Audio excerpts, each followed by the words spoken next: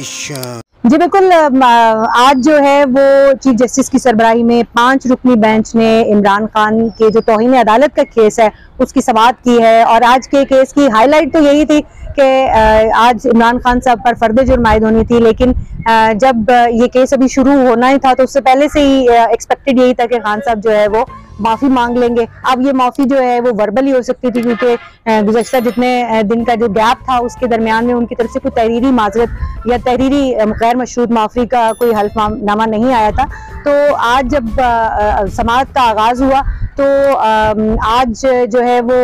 फर्द जुर्म के हवाले से जो ही चीफ जस्टिस की जानिब से बात शुरू की गई तो इमरान खान के वकील ने बताया कि इमरान खान जो है वो अदालत से कुछ कहना चाहते हैं, जिसके बाद उन्हें रोस्टम पर आने की इजाज़त दी गई। और इमरान खान ने जो एग्जैक्टली वर्ड्स यूज़ किए तो वो उनका यही कहना था कि उन्हें बाद में एहसास हुआ कि ये जो मामला है ये खासा संजीदा है और अगर उनकी जानिब से कोई लाइन क्रॉस हो गई है, अदालत ये समझती है, तो वो खातून जज के पास जाने के लिए ज़ाती तो हैसियत में तैयार हैं और उनको ये वजाहत करने के लिए तैयार हैं कि उनकी जानिब से अगर कोई उनकी जानिब से या पार्टी की जानिब से उनको किसी किस्म का कोई खतरा नहीं है, उनकी पार्टी के जो कारकुनान है उनकी जानिब से कोई उनको खतरा नहीं है। तो ये एक गुफ्तगू जो है ये इमरान खान की जानिब से की गई और इस गुफ्तगू के बाद अदालत की जानिब से उन्हें जो तहरीरी हल्फनामा है वो जमा कराने के लिए मोहलत दे दी गई है। और पहले कहा गया कि 29 सितंबर को दोबारा पेश हों और उससे पहले जो है वो हल्फनामा अदालत में जमा कराएं, लेकिन फिर बाद में इसकी तारीख तब्दील कर दी गई और कहा गया कि 3 अक्टूबर को जो है अब इस केस की दोबारा समाअत होगी। 3 अक्टूबर तक ये केस मुलतवी किया गया और जो तारीख की तब्दीली की वजह है वो अदालती अमले की तरफ से ये बताई गई क्योंकि जो 29 सितंबर है उस दिन मरीम नवाज की भी पेशी है, तो मरीम नवाज की पेशी और इमरान खान की पेशी ओवरलैप ना हो इसलिए वो 3 अक्टूबर तक तो मुलतवी कर दी। क्योंकि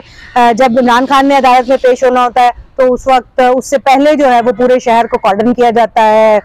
शहर को कंटेनरिस्तान बनाया जाता है, बंद किया जाता है और उसके बाद ये सारी सूरत हाल होती है। तो अगर मरियम ने भी उसी दिन पेश होना होता तो यकीनन खासी ज्यादा जो है वो मसाइल का सामना करना पड़ता। तो अदालत की तरफ से ये एक अच्छा फैसला सामने आया है। तो अब देखते हैं कि अदालत जो है वो इमरान खान की तरफ से इस जो एक वजाहत पेश की गई अदालत में उसको और जो एक तहरीरी हल्फनामा जमा कराया जाएगा उसको देखकर क्या फैसला करती है। और तहरीरी हल्फनामे में वजाहत होगी कि इमरान खान ने गैर मशरूत माफ़ी मांगी है या नहीं मांगी, अदालत खुद को अदालत के सुपुर्द किया है या नहीं किया, कि अब आगे अदालत फैसला कर सकती है। लेकिन लेट्स सी इस बात का फैसला जो है 3 अक्टूबर को बेहतरी की तरफ जाएगा माफ़ी मांगना या देखिए जो तौहीन अदालत के केसेस होते हैं उसमें अमूमी तौर पर एक जो रिवायत है और जो एक इससे पहले जितनी भी नज़ीरें हैं वो यही है कि अनकंडीशनल अपॉलजी जो तौहीन अदालत का मुर्तकिब मुल्ज़िम होता है, जिस पर इल्ज़ाम होता है, वो शख्स जो है वो अनकंडीशनल अपॉलजी करता है और खुद को अदालत के रहमो करम पर सरेंडर कर देता है कि अब अदालत फैसला करे, मैंने माफ़ी मांग ली है, मेरी तरफ से माफ़ी कबूल करे और अब अदालत फैसला करे कि आया इस माफ़ी को वो कबूल करती है या नहीं करती। लेकिन इमरान खान साहब के केस में ज़रा डिफरेंट इसलिए हुआ कि उन्होंने पहली पेशी के ऊपर भी जब ये इल्ज़ाम लगा तो उनकी जानिब से माजरत के अल्फाज इसका इस्तेमाल नहीं किया गया, जिसके बाद उनको दोबारा मौका दिया गया 7 दिन के लिए बयान हल्फी जमा कराने के लिए। लेकिन जो शो कॉज नोटिस का जो दूसरा बयान हल्फी जमा कराया गया उसमें भी जो है वो माजरत के अल्फाज इस्तेमाल नहीं किए गए। तो जब दोनों बार नहीं हुआ तो फिर जो है वो फर्द जुर्म आयद करने का जो अहकामात हैं वो अदालत की तरफ से जारी किए गए, तारीख दी गई और आज जो है वो खान साहब की तरफ से एक और वजाहत सामने आई है और अब तहरीरी जो हल्फनामा है उसमें बात सामने आएगी अब मजीद कि उस बयान हल्फी में खान साहब माजरत करते हैं या नहीं करते। खान साहब को पहली दफ़ा ही माजरत कर लेनी चाहिए थी। कानूनी माहिरीन का भी यही कहना था, जो कवर करने वाले हम जैसे रिपोर्टर्स हैं अदालतों को, उनका भी यही था कि इस तरह के केसेस में सवाए अपॉलजी के और कोई रेमेडी होती नहीं है। लेट्स सी कि खान साहब ये जो आइस है इसको ब्रेक करते हैं या नहीं करते। अच्छा मैम, इसमें जैसा कि आपने देखा कि मुस्लिम लीग नून के कुछ ऐसे लोग हैं